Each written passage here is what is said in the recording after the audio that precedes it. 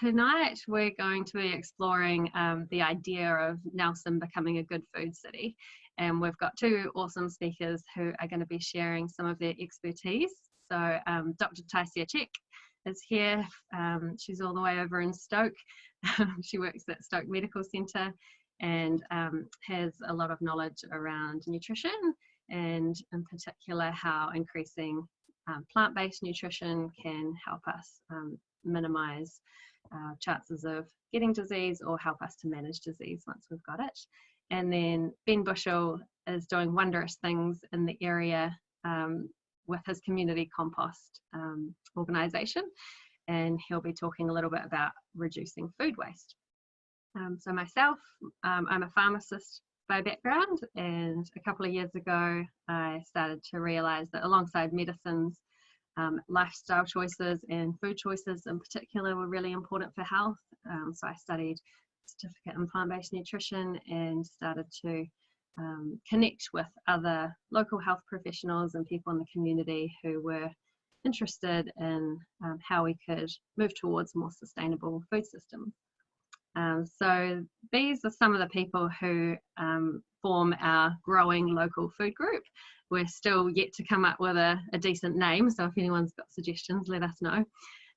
There are a few additional members who have joined us since this was put together, but we've got Professor John Potter on the top left, got Taisia, Dr. Rob Beaglehole, who's at the hospital, Hannah Shaw is a nurse, top right there, then there's myself, Dr. Graham Evans in the middle at the bottom, and Evans, his wife, and then Dr. Wayne Hurlo, who's a GP out in Stoke.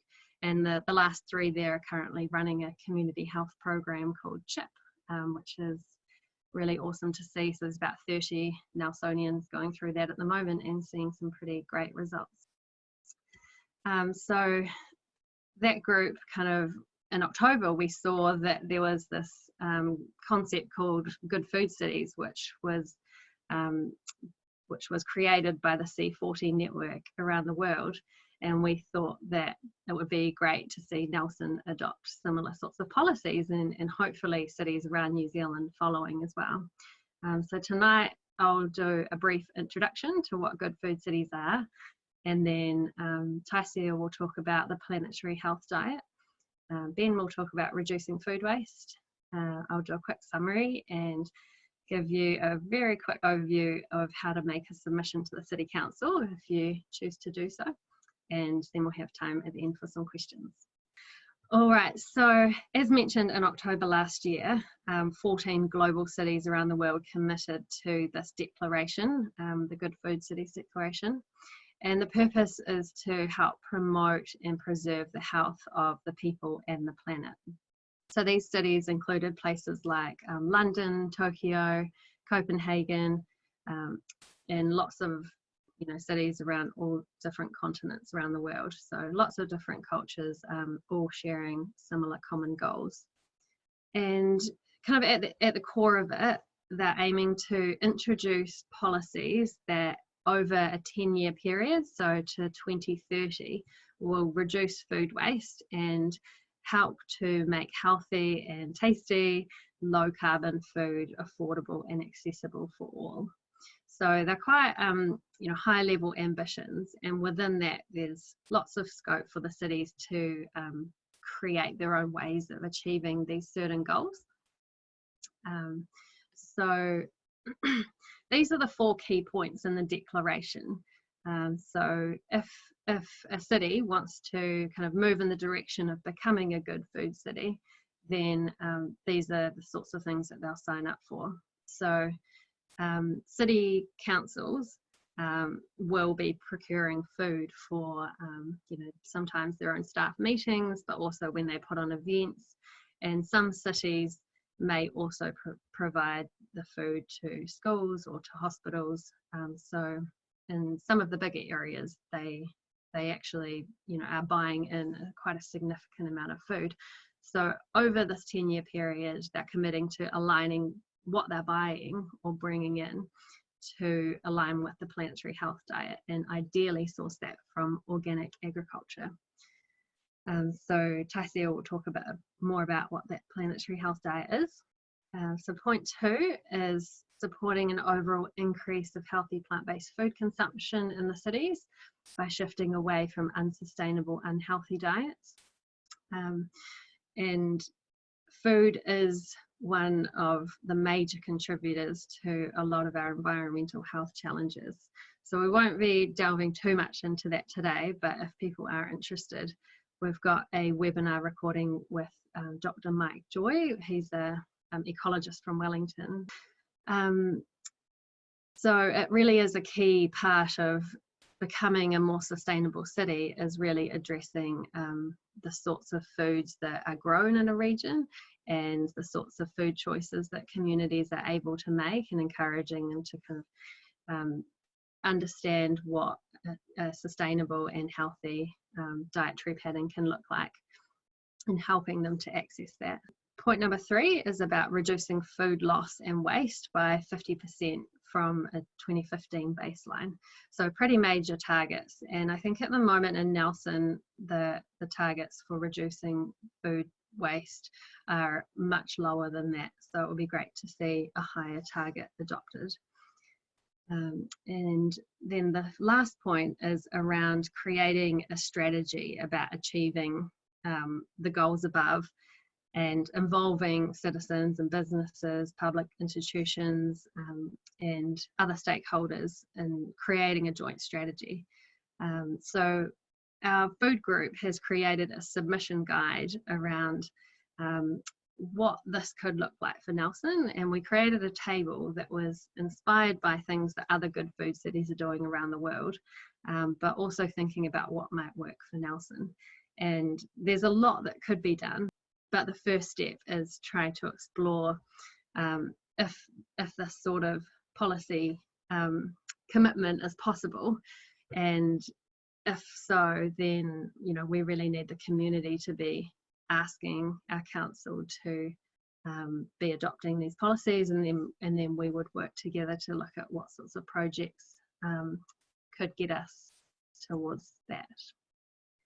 So that was just a brief introduction to kind of the good food city concept and where it came from, and we're really excited about what this could bring to our city and to the people who live here. So that's probably enough from me right now, and I'm going to invite Taisia to take over at this point and talk to us a bit about the planetary health diet. Hi everyone, I'm Taisia. I'm a GP, local GP. I work at Stoke Medical Centre. I'm just going to pop up my slideshow. As well as being a GP and interest in preventative medicine and health through a healthy diet, I also have done a certificate through Cornell University through plant-based diet, and I also have a business website called Plantify, where I share nutritional information with people, as well as tasty recipes and news, and do community talks like this to try and I guess educate people and help people that are interested in this kind of way of eating.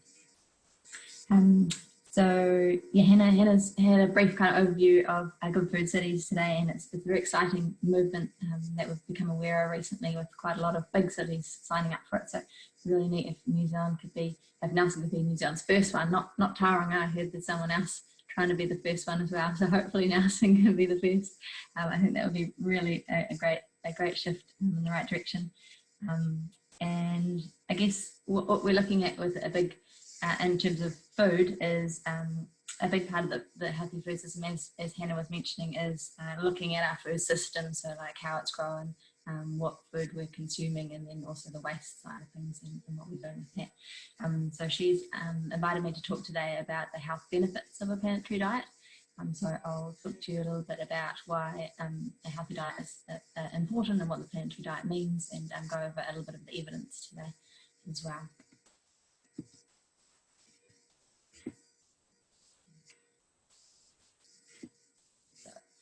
Why is food so important? This is a study, a report from the Ministry of Health that came out, and we're looking at what are the indicators for health.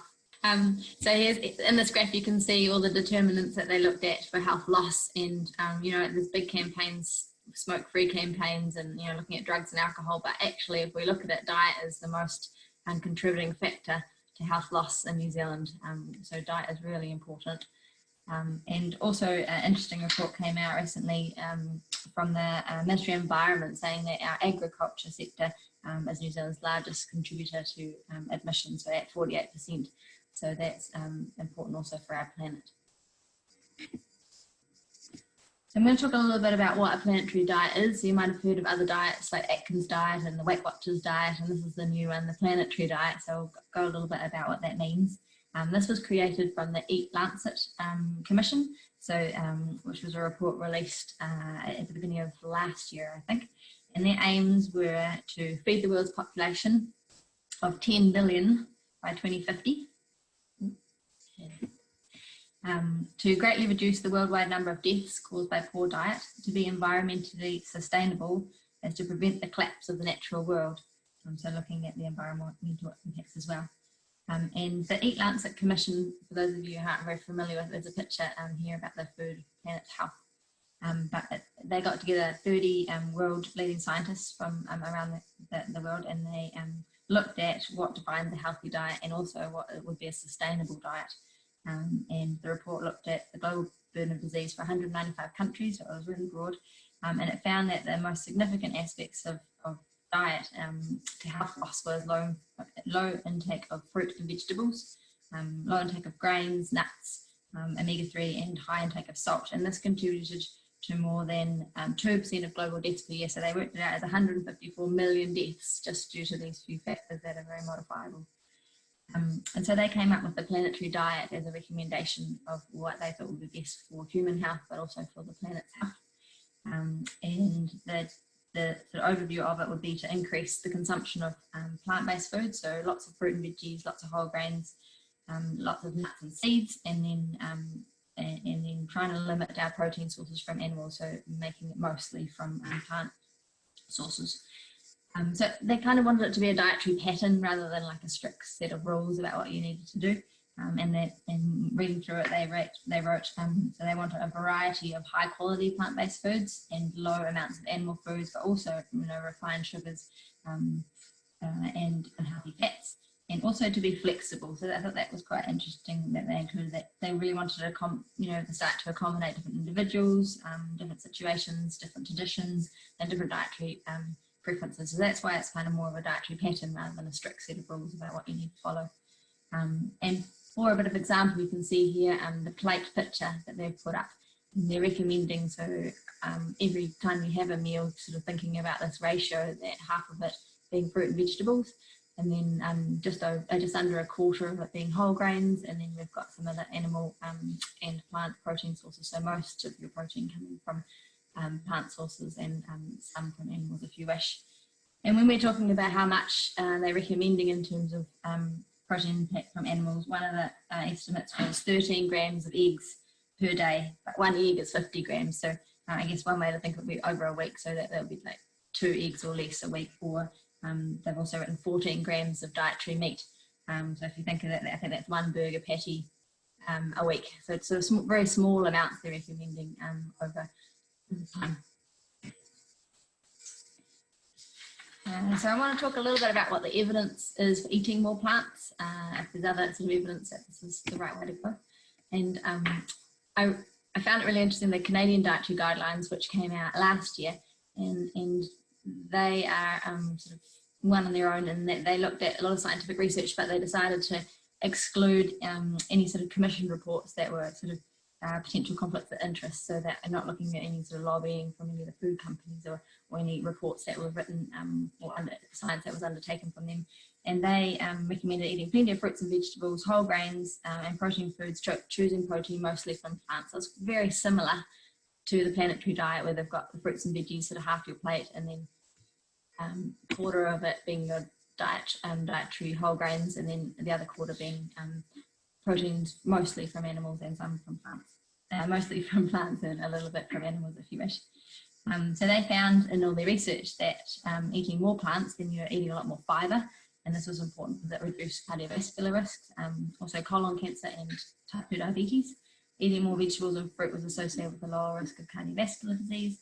And then eating more nuts and soy protein, they found decreased LDL, which is the bad cholesterol that we can eat. They also found that shifting more to a plant-based diet meant eating less processed meats. So I know there's a very strong link between processed meats and colorectal cancer, and also reduction in saturated fat, which has health benefits. Another way of looking at what's a healthy diet would be to look at the blue zones. So some of you may have heard of the blue zones. Are there countries around the world where people are 10 times more likely to live to the age of 100 than the standard American. And there's 5 main areas here. There's the Okinawa in Japan, Icaria in Greece, Sardinia in Italy, Nicoya in Costa Rica, and Loma Linda in California. And they found that these groups of people were predominantly plant-based, as well as having other social factors, that they all had strong sort of community connections as well. And taking that the Loma Linda area in California, this is a group of where a lot of Adventist health people live, and they've done quite a lot of studies around this as well. There's one called the Adventist Health Study 2, and that's still an ongoing study that's happening at the moment.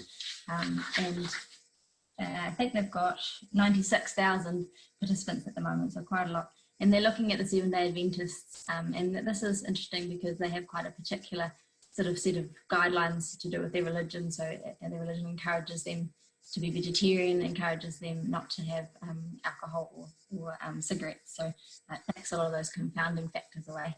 And when they were looking at these groups, they put them into 5 main categories. So those that were just general diet, so say ate meat and other foods. Semi-vegetarian, I think, meant eating meat a few times a week. Pesco-vegetarian, so mostly vegetarian, but some fish. Lacto-vegetarian, which is including eggs and dairy, and then vegan with no eggs, dairy, so no animal products at all. And interestingly, there was quite a nice curve showing that the only people in the study that had a normal BMI were the people in the vegan group. And this is seen over other sort of health benefits, the diabetes a lot lower in the vegan rather than the other groups, but quite sort of incremental health changes. They also saw that overall there was lower high blood pressure, lower all-cause mortality, and also some cancer reduction. So that's interesting. That study's still going. Watch this space. And the China study, some of you may have heard of as well. That's quite a large comprehensive study in nutrition that was done in China, in rural China. And it was conducted in, I think it was 130 villages in rural China. And sorry, putting more people in. So they looked at about 50 different diseases, and this was quite important because in rural China, these communities have been living for a very long time, eating the same way, living the same way with the same genetics, so they can sort of tease out factors there. And they saw that these people were eating predominantly plant-based diets, so they had a fat intake was less than half of Americans, and their fiber intake was 3 times higher. Animal protein intake was very low, so I think it was only about 10% of the United States intake, so pretty low in the animal protein. And they showed that there was a significant reduction in westernized diseases. So we're thinking of things like heart disease and diabetes. And heart disease, the numbers were that the people in rural China were 16 times less likely to have a heart attack than in Americans, and 5 times less, that was American men, and 5 times less than American women. And prostate cancer was found 1 in 100,000 only in the rural Chinese areas, whereas in America it was 1 in 10. So quite significant differences in their health outcomes. I'm really interested in the Paleolithic diet and the effects on our health. So when looking at the evidence for that, it looks like our diet was predominantly plant-based, and that we were getting a lot of fiber. So that they've estimated that we were probably having about 100 grams a day of fiber, which is a lot higher than what the average person, I think, at the moment is about 20 grams, so way high. And fiber only comes from plants, so we know that we were eating heaps of plants back then. And why this is important is that we know that fiber is really healthy for our guts, so absorbing water, adding bulk to the stools, binding cholesterol, and then slowing the release of sugars. But not only that, it also feeds our microbiome, which is a sort of new area of interest in science at the moment about all the amazing effects that our microbiome has on our health. So things like blood sugar control, maintaining a healthy weight, boosting our immune system. They make vitamins for us, reduction in allergies, and then a real reduction in inflammation with a healthy microbiome.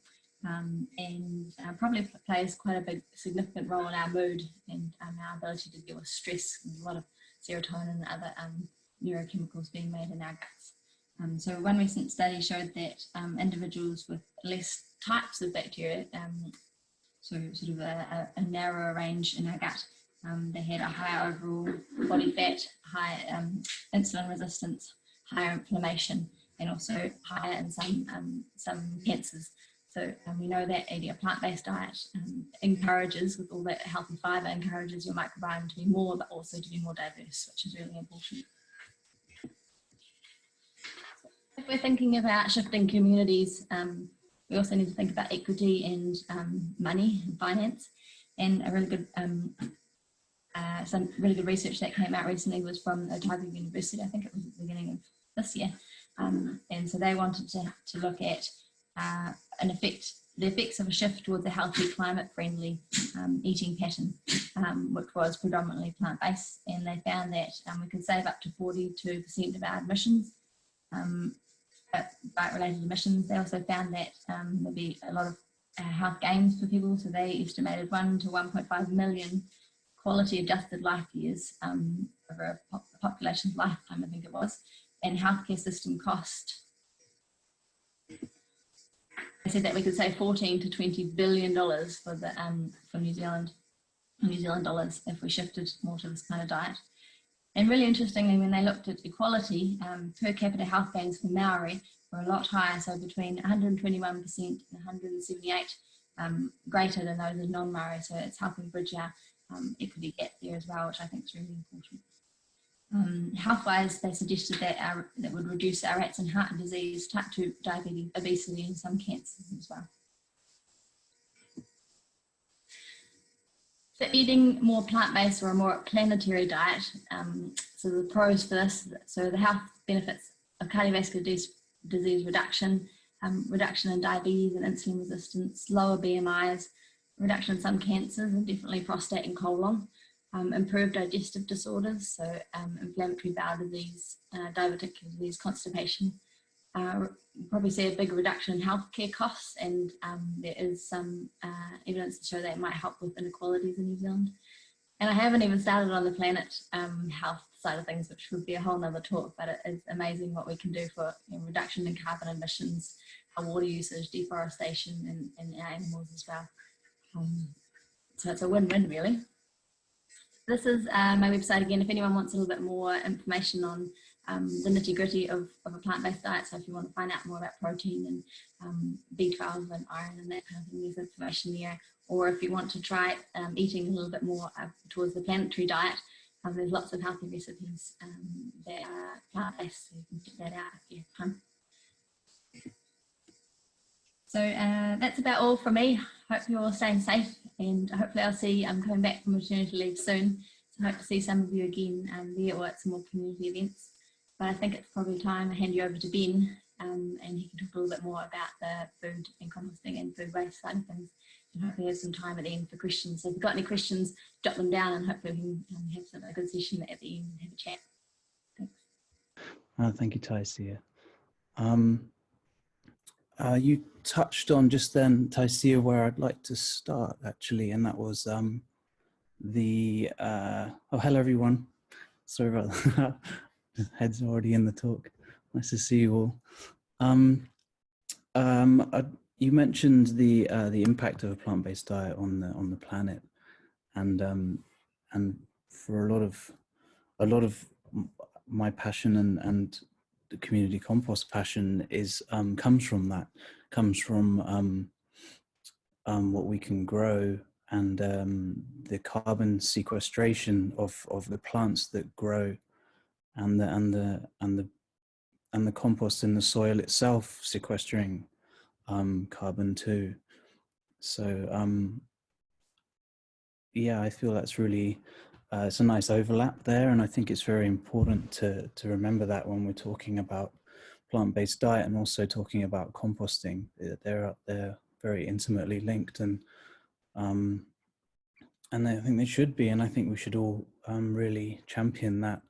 We should really be looking at, actually that ties into with what you said, Hannah, too, on food procurement for cities. We should, as a people, as a community, it would be really beneficial if we support and we champion the food procurement of cities coming from organic growers, coming from conscious growers, where we can trace the seed, and we can trace the soil and the amendments that go into the soil too. There's you know, just from the last few years of research into compost that we've been doing, it's pretty shocking what is allowed to go on your soil, and even, you know, what it's made of and how it's made. And there's no legal composting requirements in New Zealand yet. So anyone can make compost of any standard in any way, putting anything in it, and call it compost, and put it, and then sell it and put it on your soil. So I'm a massive advocate for I guess living compost for one, but also just making sure we're checking what's going on our soils, and how that's being made. I feel like I've gone off at a bit of a tangent then, bit of a passionate tangent on that, but that's a little overlap with you, Taisia and Hannah, and it ties in really well with the food waste reduction and the composting that we're doing our best to take off, and really yeah, and really expand and explode in Nelson and in the region here. So based on the Nelson and Tasman Joint Waste Minimalisation Plan, 9,000 tons of compostable waste goes into landfill every year. And with the inevitable and wonderful shift towards plant-based diet, that's actually going to go up as we start eating more and more. So eat more and more greens. So what do we do about that? We need to, for the Good Food Cities pledge, we need to reduce that by 50%. And you know, for me, primarily, that starts with reduction. That starts with education and guidance to the masses on how to buy less and waste less. And also that ties in well with proper organic growing, quality vegetables and food. You know, when we're buying terrible vegetables that aren't grown very well, we're also buying, it's almost like just a packet of water with no nutrients in it. So you need 10 of them and you waste 4 of them, and then it's I don't know. For me, it doesn't make any sense. So another advocate for organic growing there. So yeah, so we're aiming for reducing food waste in a big educational push. So Good Food Cities really support that and want that to happen. And the next step would be, what do we do with our food waste when it's done? And I'm pretty confident most of you have a solution for your food waste, so I'm definitely not going to start telling you how to handle your own food waste.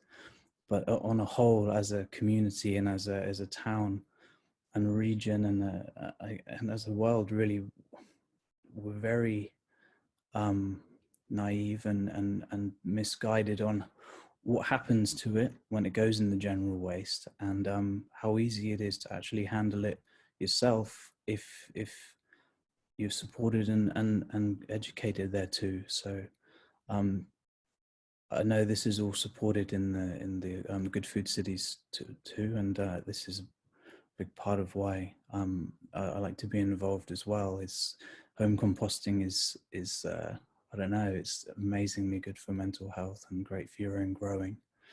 And then really the last resort should be curbside collection, which I think from what we've experienced in surveys and canvassing and interviewing people, it's probably running at about 5% of Nelson homes are home composting, so which leaves 95% need picking up. We're working on around 25,000 homes in Nelson, and each home producing around 8 kilograms of food waste a week. That's an average home. I think we're all plant-based in this house, and we're about 40 kilos a week. So yeah, it really depends on what you're eating too. So Good Food Cities want to reduce our food waste by 50%, and community compost, and I know that you all too want to reduce it by 100%. And to do this, we've quickly realized that we're not going to be able to do that by hand. We've got a lot of passionate and very fit volunteers now, but we can't turn enough compost to serve the whole city. So we looked at mechanization quickly, and we're community compost are working towards that. And so to tie in the annual plan with the Good Food Cities submission, and the Nelson City Council have proposed a 12-month food waste curbside collection trial. And this is really so they can gather data on what kind of food waste Nelsonians make, and who, you know, how well people separate their waste, and what it looks like. And it's a data collection trial, and community compost are in the perfect situation to undertake that trial. So we have tendered for that trial, to undertake the trial. And yeah, I'd like a second just to explain what we're doing, so you can understand what our vision is when you're kind of incorporating your own. Where is it going? How are we going to do these? Solve all this infrastructure questions. Where do I start? So our vision is really mimicking nature in how nature handles its own waste, its own biological green waste, and that's really forest floor dropping, and also decomposes, moving it around, and it breaking down on the soil. So we can't achieve that in the city, but what we can do is we can achieve many smaller locations where that can happen. And we're looking at a modular infrastructure design. So using smaller compost machines rather than one giant factory like the MDF factory, we've designed a smaller. This is a team of us from Community Compost. We've all got together for the last year and a half, and we've been working day and night trying to get this machine running, and she's beautiful, and she makes up part of a modular composting hub, which is designed to be spread out over the town or region or city or anywhere, and forms part of a network which can compost food waste. And the idea is to reduce emissions by transport, and because you've got a nearby composting hub, it's to reduce the emissions collecting. Sorry, I've got Siri's talking to me about compost. Yeah, so we've designed a modular compost hub to which fits a business a self-sustainable business model which we'd like to roll out over Nelson and Marlborough and Tasman, and really the food waste trial that the Nelson City Council have proposed is the perfect trial for our machine, because it is exactly the same size trial as what we wanted to trial. So that's really our vision, is to work in a modular climate change ready infrastructure model. So it's decentralized, and it's resilient to climate change. It's resilient to large events, climate events, or earthquakes, or things like that, because there are many units. If one goes down, it's easy to maintain. If there's any kind of problems, when you've got a large decentralized system, it's very stable, it's very safe, and that's what we'd like to work towards. Okay, I've said enough about that stuff. So the trial is what we're going for. So to be successful to do this trial, and also to realize our own mission and our own vision of community compost as a social enterprise, we are striving towards social benefit as much as we are making great compost, as much as we are solving the food waste reduction question. So to us it's all one thing, you know. So social benefit is as important to us as a food waste problem. So our model, our modular hub model, generates one job for every machine. So we're creating jobs. We can also work with multiple different groups of people, safely benefiting them, and we can also support schools and education and edible landscape designers and really other organizations that want to grow food as well. So a huge part of our model is to support, with our living compost, is to support everyone else that's doing good too. So it's very much a circular model. We really want to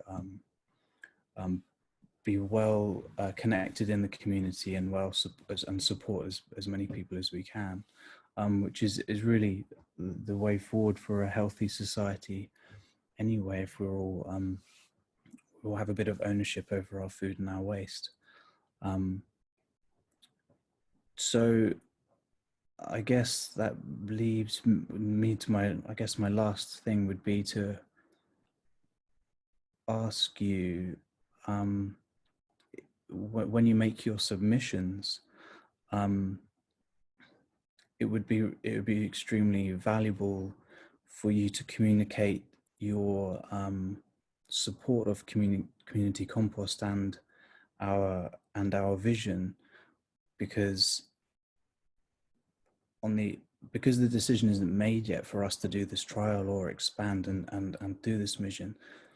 The alternative is a huge composting facility that makes potentially not great compost, and it just becomes a corporation. So we'd really love to keep the compost resource in the community for the community benefit, and that's the circular economy we want to work on. It's a social circular economy as well. And when in council, when they have to make these decisions, they're not necessarily valuing social procurement and social benefit as highly as they should yet. And with a few more voices, I think maybe they'll start listening a bit more. So our request would be, we can really support good food cities and good food education. If you could just mention us, please, in your submission. Thank you for listening, and thank you for your time. And I'll shut up talking now. I'm Okay. sure we could all listen to you all day talking about composting and how it's alive and, you know, brings us all of the nutrients that we need to thrive. And there's been a lot of discussion happening on the chat as well about how soil is so crucial to our life and our health. So thank you so much for explaining the importance of it. And we think that what you're doing with community compost is just so special. We really want to see it scaled up and, you know, collecting all the compost from all across Nelson and the top of the south. Thank you, Hannah. I just wanted to say it's really a team now, and we're really a community that are bringing this forward, and we're always looking for more help like you guys. So if anyone's interested with any other skills, we really could do with some more help. And I see Shay here is part of our machine building team, so nice to see you, Shay. Awesome. Yeah, so thanks, guys. Cool. So I think there's Saturday morning workshops normally where you can go and help turn the piles back when we're out of this alert crisis. You'll probably be starting those up again. Yeah, free education for all. Yeah, great. All right. So I guess to summarize, with the overall good food city concept, it's really a framework that aims to set a vision for a city, to be thinking more about the sorts of foods that it's encouraging their citizens to eat, you know, foods that are good for people and good for the planet, and also supporting the community to be processing their waste in a more environmentally friendly way, and composting is a huge part of that. There's also the growing side, which is important as well, which we haven't talked so much about. And the good food cities, it doesn't have a huge amount of detail in about that, because often foods are grown in one place and they're consumed in another place and the waste end up somewhere else. But really this framework could help to, you know, inspire more regenerative agriculture and shifts towards environmentally friendly ways of growing. But the projects that fall out under these policies are really for, you know, the community and the cities to decide themselves. So I'm just going to share my screen again and show you a table of possibilities that our group has put together. So this table here is quite dense. We tried to capture as many ideas as possible onto one page, and this is at the bottom of our submission guide. So some of you may have come to this through the Facebook event, so you'll find a link to the submission guide there, or if not, I can send it to you. But it helps you to kind of understand more about good food cities, what the potential is for Nelson, and then these are some ideas that could come out of it. So it talks about, you know, aligning council food procurement to be more in line with planetary health diet. It also talks about working with caterers and restaurants. There's an international pledge called the Cool Food Pledge, which, you know, encourages food providers to be looking more at things like legumes and whole grains and less processed or meat-heavy meals. And then we've also got the curbside collection down here as well, so piloting and implementing community-led curbside food waste collection. So that's like the pilot that Nelson City Council is proposing, so definitely mention that if you're putting a submission in. And then also education is a big part of it as well, and there's lots of things that we could be doing to engage you know, people from toddler right the way through to elderly, and connecting generations in different corners of our community. So if you have time and interest, then take a look at this submission guide.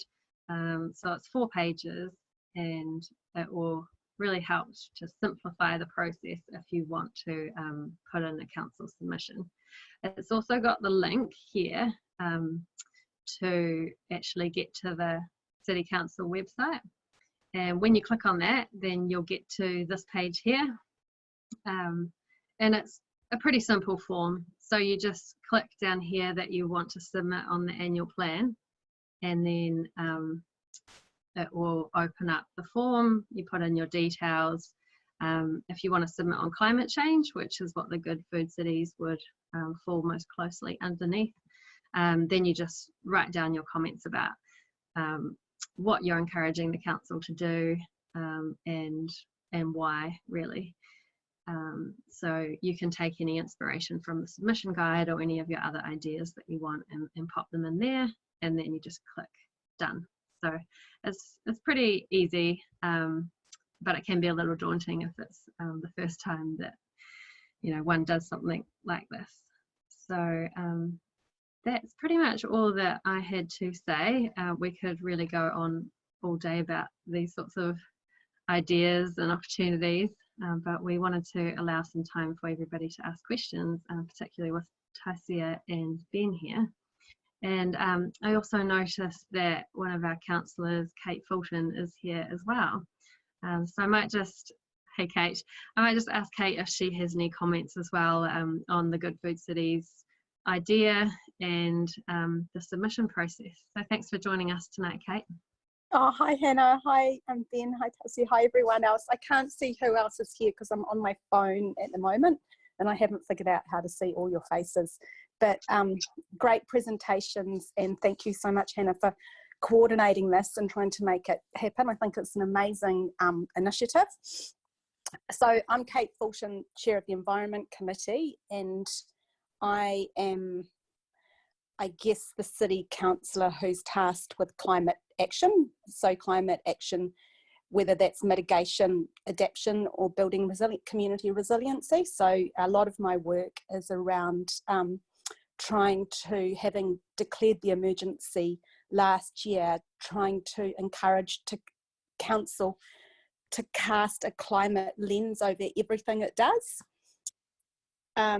You would think that that was happening already, but it's not, and it's quite hard for some staff and some councillors to get that concept, because climate greenhouse gas emissions actually are occurring in all different ways. It's far more than getting people out of cars and onto bikes or walking. That's a really big part of it, but there's a lot of other things we can do, and food waste is actually one of our biggest emitters of greenhouse gas emissions in terms of council's responsibilities.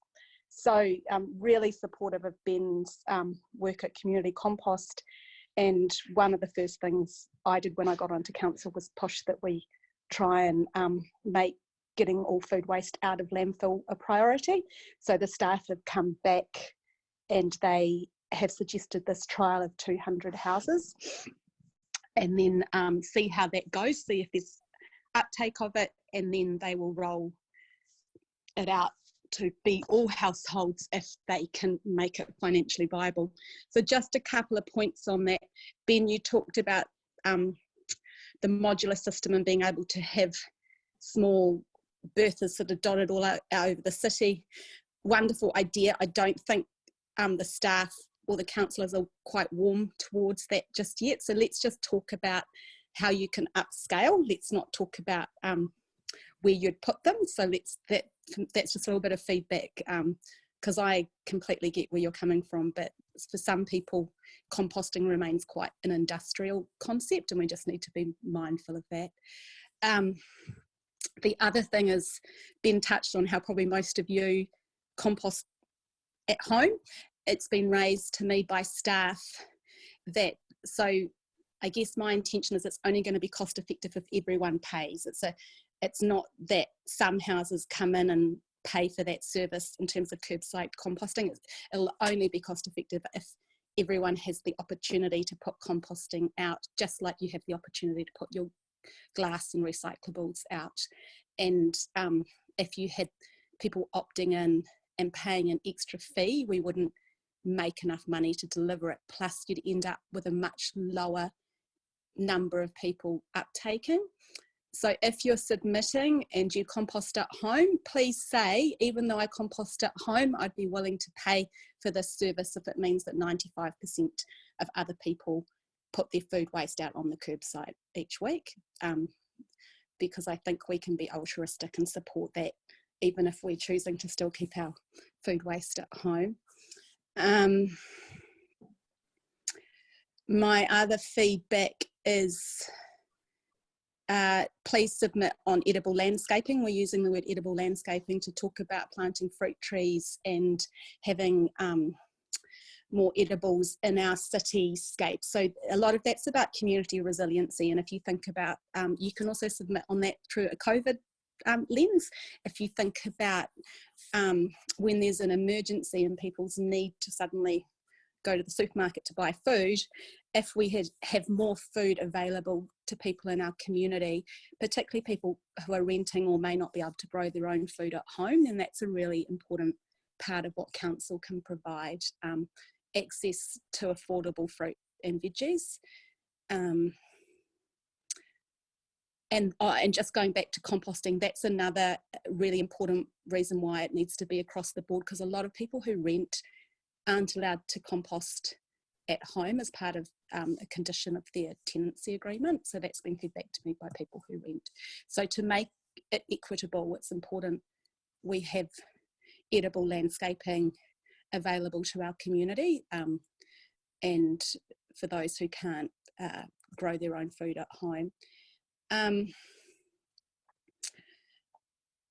So what else? In terms of, I just picked up, you've got 90% the food procurement policy, so encouraging council to transition to a planetary diet. You mentioned 90% organic. I'd maybe change that to 90% regenerative, or so there's the word regenerative agriculture seems to be very, very palatable to farmers, and it's really not that different to organic farming or permaculture. In fact, it's almost the same thing, but it just, I guess because it's a new word, it's more palatable, and the farming community are really picking up on it and wanting to transition to create healthier streams, stop soil erosion, increase the quality of their soil, decrease the amount of water they use. So the principles of regenerative agriculture are very much aligned with the principles of permaculture. It's come out of the permaculture movement, but it is more palatable to the people, the mainstream, and to the people who we most need to transition. So I would use the word regenerative agriculture rather than organic or permaculture, even though it's kind of like some of the stuff we have to do quite subtly and by stealth, if that makes sense. And finally, when you're talking about food systems, I loved your presentation. Certainly have people talking about nutrition and healthy communities. Remember, council has under the Local Government Act, council has an obligation to take care of the health of its communities, but it also sees the role of a lot of health as sitting under the DHB. So by all means talk about nutrition and the importance of this transition to support healthier communities, but make sure it's overarching through that lens of climate change, because that's one of our main priorities at the moment, and that's where we have funding. We have the Emergency Climate Fund, so we currently have funds which we can use as a climate response, so it's more likely to pick up momentum if we do it through the climate lens. Hannah, is there anything else I forgot? Thanks, Kate. No, that's all really helpful, and yeah, really appreciate your support and engagement, and yeah, helping encourage us to submit on this. Yeah, we just need to get as many people as possible to submit. Yes, yeah. For me personally, I see good food systems as the biggest change we can make in terms of addressing climate change, because as we slowly move towards decreasing consumerism, and as consumers, it's our food choices that we make which become our sort of number one spend, if you think about it like that. And so where we buy our food from and how our food is grown and the food choices we make have a massive impact on the planet environment, but they also have a really big impact on our personal health. And so it's a real win-win. And then you bring in composting, and it's all kind of amazing, really. It is, yeah. It's a nice example of that circular economy. Yeah. All the examples of how you can improve, you know, what we're doing at every stage, and have it all happening in the region would be great. But the main ways council can deliver on that is by getting food waste out of landfill and turning it into compost, doing edible landscaping on our parks and reserves. So that's why it's really important to submit on that too. Yeah. And then supporting the DHB to transition, by all means talk about council. I know what else I was going to say. Talk about the importance of council supporting small businesses, because a lot of our catering comes from New World, and you'll all know how much money New World's made over the last 4 weeks. So there's an opportunity to talk about how council should be supporting a range of small businesses who are committed to the planetary diet.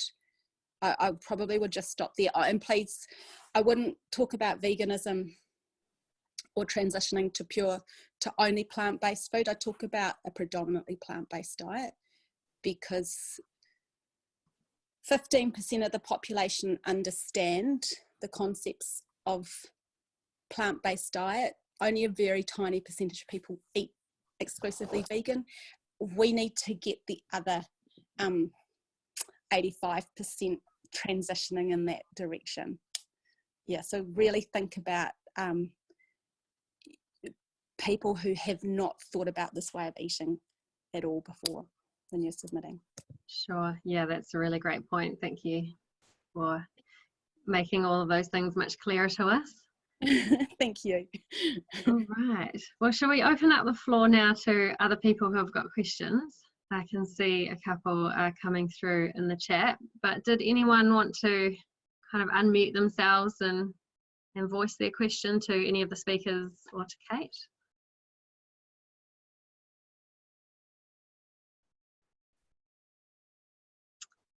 Can you hear me? Yes, we can. This is Tim Maples here from Todd Valley. Hi, Tim. Thanks for coming. I love Ben's composting initiative, and I've been thinking a lot about the nutrient and energy flow cycles throughout the Nelson Tasman region, as I watch all the sewage nutrients go to the sewage ponds and out to sea. And I know it can be land treated with bark, just for an example of managing nutrient flow. So Ben, I'd love to ask you to think bigger in terms of recycling, just not vegetable food waste, but also the nutrient, the sewage. Is incredible amount of nitrogen goes out to sea and into our rivers. I studied horticulture and soil science at Lincoln close to 40 years ago, and graduated and formed the first biological husbandry unit at Lincoln. And back then, even then, like Francis Lappe-Moore's book on Diet for the Small Planet talked about how to manage the solar energy inputs through much better use of what we grow in this region versus monoculture, pines and monoculture fruit, and having more diversity. And it was a fabulous regenerative. I love what Kate said about regenerative agriculture. There was I was on, what's that Monday Night Farmers program after the news. And a case study just last week, a farmer that was doing regenerative agriculture, growing mixed species, herbs. His soil was alive with worms. He had changed the name from organics, didn't use permaculture, but used regenerative. He was very much a conservative New Zealand farmer, fabulous case study.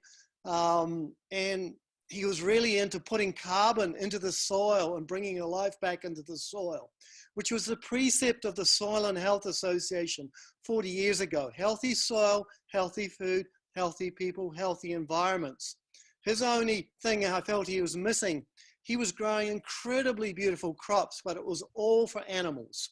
And he could have diversified into plant-based food.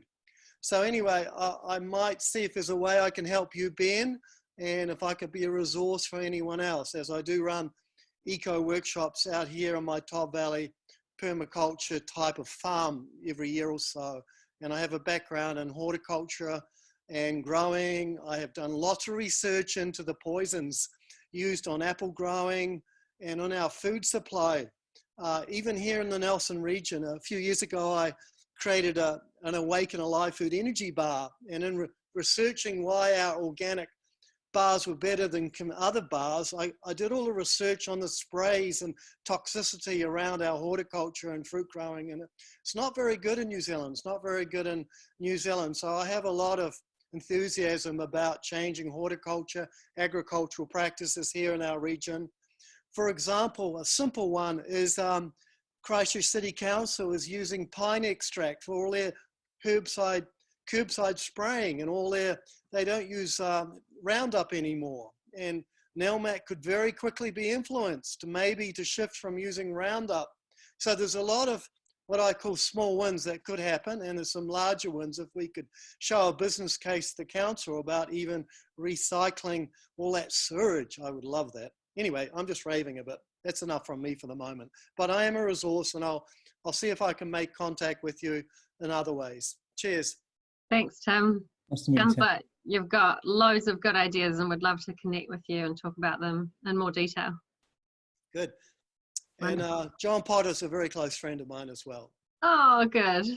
Great. He's busy with lots of public health advice on the current COVID crisis. Otherwise, he might have been here with us tonight. Okay, we've got a question for you, Ben, from Brad, and he's asking about what's the best composting system for a family home. So if someone hasn't got one set up before we've got curbside collection, what would you recommend for a family that's just getting started? Well, thanks for the question. If you have a soil base to put your composting bin on, I'm imagining the black kind of conical shaped composting bins that you can get from Mitre 10. That's pretty much a standard home size bin. If you've got a soil base, I would go for one of those. If you don't have any soil base or you're just using a yard, you're looking at a worm farm for that kind of solution. But bearing in mind that keeping worms is as much of a responsibility as keeping a cat or a dog. You've got thousands of little creatures there you've got to take care of, so they are quite not easy, and they are demanding. But I wouldn't put anyone off. I'm here to support anyone that's got any questions on that. So a compost bin, if you've got soil base, and the best advice I can give you one of those is to make sure you're putting enough carbon in at the same time. You'll get faster composting, and you'll also get more complete composting and happier microbiology all around. So is that a quick enough, thorough enough answer for you? Sounds good to me. Happy to answer more. Cool. Yeah, he said yes. So Kaz said that she's got a question. Kaz, do you want to unmute and... Yeah, hi everyone, can you hear me? Yeah, we can. Cool. Hey, well, I just wanted to follow up on what Kate said about, you know, choosing your words carefully around a vegan diet, because there is a lot of stigma and people do get really anti on it. And the same with, you know, actually classing something as organic. And so I do, you know, I really appreciate that, and I think it is a really important thing to be mindful of. And the other thing I wanted to say, as individuals, what else can we do apart from submitting it? And I've shared it on my page what else can we do to help this cause? Thank you, Kaz. That's a good question. Looks like Kate's got a response to that. So you'll have to submit again. So this is the annual plan. We'll do our long-term plan next year, which is our 10-year plan. This is our annual plan process. It's a variation to our long-term plan. So we can only change our budgets or set our direction based on the changes we've made from the last annual plan 3 years ago. So last year we went out and asked the community what their thoughts are on climate change, and we got an overwhelming number of submissions saying please declare an emergency, and we declared an emergency. This year there's an opportunity to say these are the kinds of action we want you to take in response to that emergency declaration. One of the things I picked up on last year was that there was such desperation that we do something. People weren't really thinking about what we do, and now that there's that opportunity to do something, what does that look like? And that certainly means building more cycleways and walkways and making public transport more accessible, but it means a whole lot of other stuff as well. And I think that's where the education, there's an opportunity to educate other councillors and the staff in the room around how important food systems are in terms of addressing greenhouse gas emissions and biodiversity loss and so many other things. So see this as kind of an opportunity to talk about stuff which has been on the fringe for quite a long time, and I certainly have, you know, been aware of it for 20, 30 years, but for many people they're only just beginning to learn. Councillor Noonan said last year, well, I don't even know what climate change is. So you just have to remember that you're educating 85% of the population who haven't really thought about these concepts before. Can I just ask you, and it may not be your department, but I find it incredible that the council have not prioritised recycling, even at level 3. You know, that's a massive impact on us, and it's all going into landfill. Like, that really should be high priority in my opinion. Yeah, I've raised that multiple times. It wasn't that it wasn't a priority, it was that it's only 98% automated and they're not allowed to have, so that was a central government rule, which meant they couldn't, it was about the health and safety during the COVID. So it wasn't, we tried to do quite a lot of publicity encouraging people to stockpile at home, and I tried to suggest that they just didn't pick up the bins at all. I think it was felt that from a health and safety perspective, if they didn't pick up some bins, that might really compromise people's, I guess, mental health if they're not used to having some cardboard at their back door. They would have been better to leave McDonald's closed and burger fuel and that, and then take away that recycling. Yeah. So I guess that's where you have to think about central government trying to get the economy going. By all means, talk about in your submission, talk about green economies and how at the heart of a green economy is our food systems. So if you think into the future, definitely a green economy is very much about regenerative agriculture, the food choices we make, where we buy our food from, and how far it's travelled. So that's really really key to this thinking. In terms of other things you can do, right now I guess my mind's on the annual plan, because so what you do in submitting to the annual plan is you add weight to my voice around the table, because every submission that happens, some of the more conservative thinkers, they hear it through a different lens. So there's something which one person might say where they get it. And I know JP's in the room at the moment. One of the most amazing submission processes I've sat through was when we tried to introduce a bylaw to ban homelessness on the city streets. And for many people, they saw that as a fringe of their human rights, but they didn't understand that actually Hone Mahike had a right to protest. and JP came in and he talked about it, and there were tears in his eyes, and it was just such an amazing submission. So you represent that voice.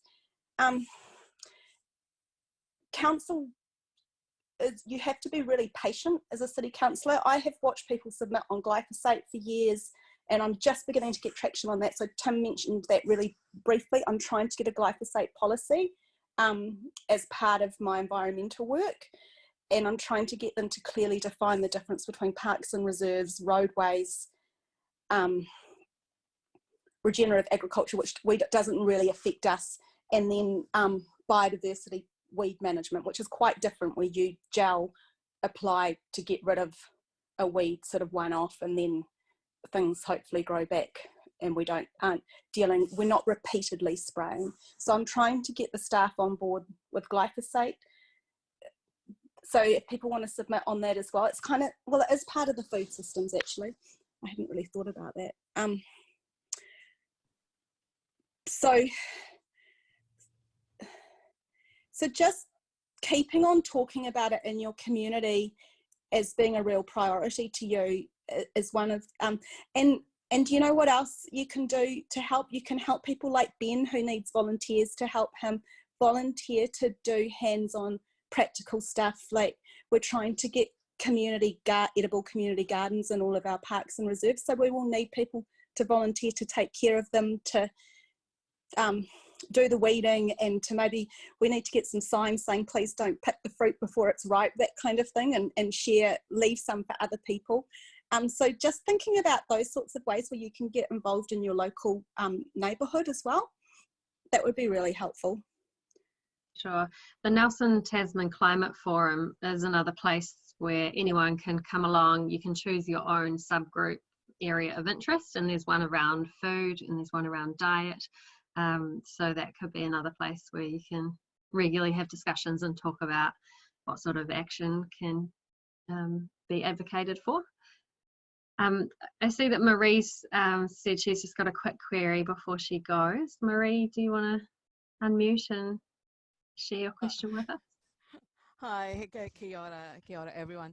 Yeah, so you probably would have seen that I've made lots of comments and suggestions. It probably should be translated to a submission. But so, are you bringing this to the media, like as a teaser, or that just to let them know that, just encourage people to make the submission, apart from council doing a general make a submission to the annual plan? Are you with this good plan, because it's really a great thing to do, and with the introduction of all this age-friendly city, Nelson, this is really one thing that's really tangible and to me, and it's got all the right gains to it, and would hit all communities from all even diversity.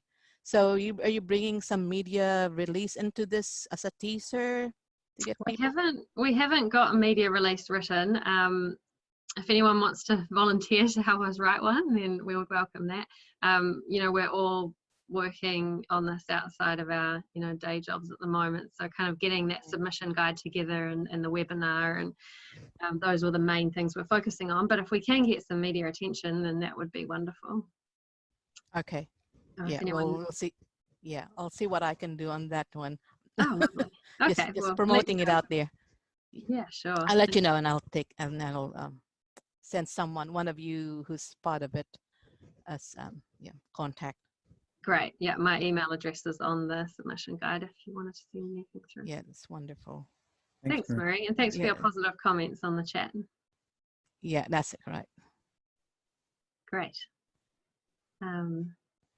All right, any other questions from anybody here? I'm sure I've missed a few on the chat. It's been hard to keep up. Kate's got her hand up. Sorry, I just wanted to clarify one other thing, because Marie written a really good post about community gardens. One of the things you can explain when you're submitting is there's actually, so community gardens, we have the Brook Waimarama community gardens, and we have Victory community gardens, and I think we have a small lot of community gardens down in Tahuna. Community gardens take up quite a lot more land, and when I talk about edible landscaping, I'm talking about something slightly different. It's about using opportunities to plant fruit trees where you might have put an ornamental. We're trying to increase the number of natives we're planting as well, particularly along road reserves, but that's a separate group to try and submit on that, I guess. But so when I talk about edible landscaping, I don't mean that you would turn an entire park into a community garden. I mean you provide it's a little bit like the playground part of a park. You might have a raised bed, or you might have 2 raised beds and some fruit trees, and maybe you've got your blueberry bushes. So you're trying to incorporate into your park feel edible landscaping. So it's a slightly different concept, just to make it clear. It's not like you've got big bits of land all plotted out. So Councillor Skinner doesn't understand that concept, so if people could explain it to him. Oh, that's the only other thing you can do to help me, is you can lobby Councillor Skinner, because he's the chair of Parks of Sports and Recreation. He has a lot of power over deciding how our community parks and reserves look and feel, and he, with Paddy's Knob Reserve, he has blocked me from trying to get anything edible up there at all, and it's been incredibly frustrating. So he sees the role of parks as a place for people to kick balls around, pretty much. So yeah, talk about edible landscaping as creating an aesthetic place for people to sit and chat, you know, that you're creating seating areas where people can sit opposite each other. It's supposed to be fairly low maintenance. It's not requiring massive gardening every day. Great. Thank you for that. Yeah. Awesome. I'm sure there's so many great things that could be done.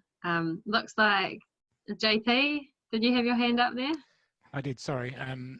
Yeah, just I don't know whether my internet's been going down, partly because my wife reset it, but I don't know whether it's actually come up, but you know, we have verges and things outside our houses, and I'm sure there are rules around that, and whether, you know, this sort of you know, where, you know, people just planting trees and stuff, and that happens already, but it's sort of a little bit subversive, and whether those rules are coming in, you know, that you know, we're responsible for that verge, nobody else cuts the grass, you know, can we put something more useful there, you know, potatoes or something like that, you know, it just seems a ridiculous waste of space, and I'm sick of mowing it every so often, not very often. Is that something that might come in, Kate? By all means, submit on that. Submit on desires to plant road reserves with more fruit trees and edibles if you take responsibility for it. I can't quite remember what the outcome, so that all sits in our land development manual, and I wasn't on that working group last year. I can't quite remember what the rules are around that. I think if it's a piece of land which you're taking care of, submit on it. And then, I mean, that's an opportunity for the XR and you to break some rules. Well, people do. All they're going to do is, and I did a post on the Green Gangster last night. All they're going to do is come along and say, oh, you can't do that, or they'll. So council don't investigate anything unless a neighbour complains about it. You know, so actually, you know, if you get on well with your neighbours, then maybe check it out with your neighbours, say, this is what we're planning on doing, would you support it? I can't officially, I hope there's no other members of staff or councillors here. So that's where there will be shades of grey. It might require quite significant changes to our land development manual, but by all means submit and say we'd like to be utilising our road reserves more for edible landscaping. Council was really, really good at planting fruit trees 10 years ago. Like they planted, and even 20 years ago, they planted olives down Green Street and Branford Park. There was quite a lot of fruit trees planted. They did strawberries down Washington Valley. And then it all seemed to stop, and I'm not really sure why it stopped. So, so that's why I'm really trying to push people to come in and talk about edible landscaping at every opportunity. Sounds good. Well, we're definitely all for it. Thank you. But great idea, JP. JP, you're involved with leading Extinction Rebellion in Nelson, is that right? Not leading it, no, but Not I'm leading. certainly part of it. Oh, great. Is there any we don't kind have of leaders. sorry, not leaders. Is there any kind of themes that have been coming up here that are similar to any of the ideas that XR is working towards, or ways that we could support if you're going to be submitting on other things? In terms of the garden, I mean, there's been a lot of we've had a lot of crossover with the Earth Hub. Obviously we've been utilizing that, and there was, before the lockdown, there was an enormous amount of discussion about bringing people together to create urban gardens, or just blitzing people's lawns. With all the time that I've been at home here, you'll see the length of my grass and dandelions out here at the moment, because I hate, what would be the point, and that kind of stuff I think would be really nice, just to actually encourage that and say, well, we've got a team of people, we've got we'll come along, we'll plant a garden in your garden for you. So I think that kind of stuff would be really good. It's got to be, it's bringing people with you, and it's such a real nice, positive thing to do. I've been really fortunate that I've got a garden out here. That we've been way behind with this stuff. We haven't really had a vegetable garden because we're rubbish at it. But in the last 4 weeks, 5 weeks, we go out every single day and look after it, and it's like we've got another child. It's quite funny. And I think just bringing that, bringing people together to allow people to experience the same thing would be really positive. So for sure. Oh, that sounds like a great idea. Nice. Okay, well, if there's any other projects that you're working on that link together, then definitely let us know. Can I just jump in? There was something that I learned about, and it's called they're called Incredible Edibles. It's really huge in the UK, and it's spreading really quickly. We couldn't get any traction here. I don't know if you know about it, JP, but it's a bit like guerrilla gardening, but on a more kind of supported way. I'd love to see that happening, because they have a lot of resources and a lot of case studies which we can go to council with and say, hey, look, this is happening in like 15 different cities in the UK, and I'd really love to see that happening here.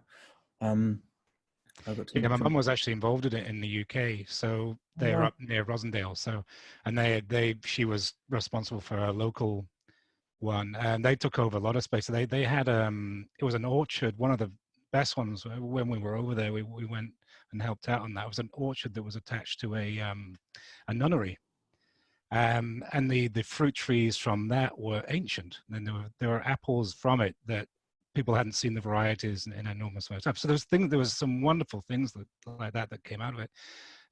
They, like outside of the fire station, there was grass out there. And so they got permission to just replant all that. And there are all these little pockets of stupid bits of grass that are a waste of space in lots of ways. I mean, I'm not totally against grass, but it could be, it's just pretty uninteresting after a while. And so that's what they did. They basically approached different places and said, can we take over this? And at the time, and this was a few years back when we were in Nelson, I did ask about, and I didn't push it very far, but all I got was, well, we've got this, there's a fruit tree map of Nelson. So that was done, which is great. We've got a lot of fruit trees around. And then there was all this pushback of, well, who's going to, what happens when all this fruit drops on the ground and rots? Who's going to pick it up? And, stupid arguments of, that just seems to be totally irrelevant. But now could be the time. I think now is the time. Now's the time for a lot of things. So, yeah, great. Let's push it here. Yeah. Awesome. Sounds like there's a lot of enthusiasm and energy for loads of projects in the food space. Any final questions or comments at all? No? Okay, well, I might just again say a huge thank you to Taisia and Ben for sharing a lot of their knowledge around these subjects. Got a lot of other great people in the region who are doing heaps of work in this space.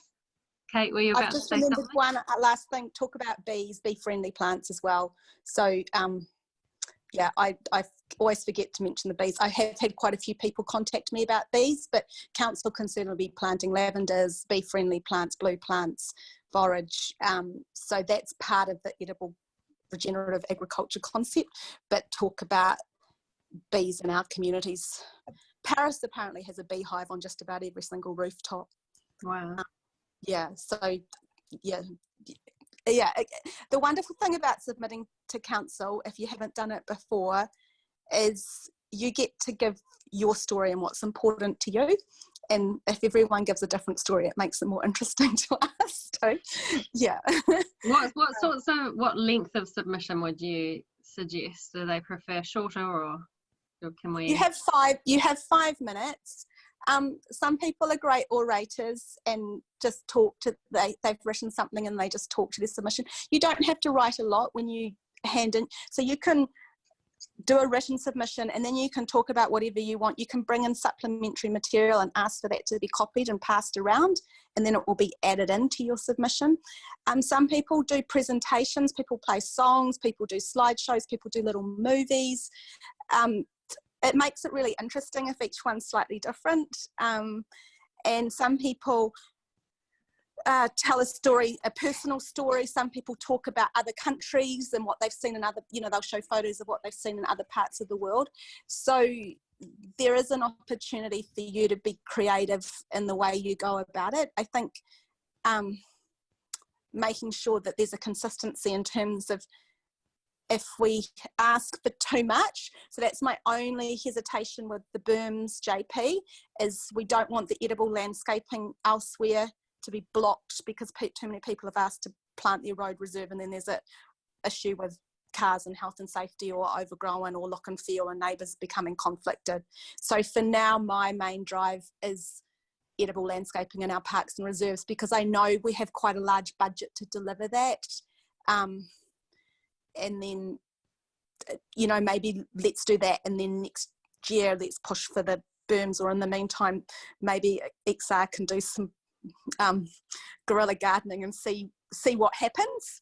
Maybe let's trial it and see what happens, and see if there's complaints, and then we know what, because I haven't got the rules in my head off the top of my head, and I know if I go in and ask, they'll say that there's rules saying you can't do it, but let's actually find out how hard it is to change them. And that's it. That's not an annual plan. That will be a long-term plan, or a bylaw, or the land development manual review, or something. So for now, I'd focus on the edibles in our parks and reserves. Yeah, and just have fun when you come into council. Remember, you've elected councillors to represent you, and you are the community, and this is your opportunity to have your say to us. So enjoy yourselves, and try and speak to your submission. Try not to just do a written submission if you possibly can. Most of the spoken submissions will be via Zoom probably this time round. Sure. So when you submit, there's a tick box that you can tick to say, I want to submit verbally. So we encourage anyone that's brave enough to tick that. Well, I would just second that. Just sorry to butt in, but yeah, tick it anyway. If you really want to pull out, just say, well, you can't do it, but you can't do it the other way around. You can't just say, right now I want to speak to it. So just tick it. You don't have to write a lot in your submission because you can speak to it. You can make a few points and then just come in, and actually being there in person, I think, is really powerful.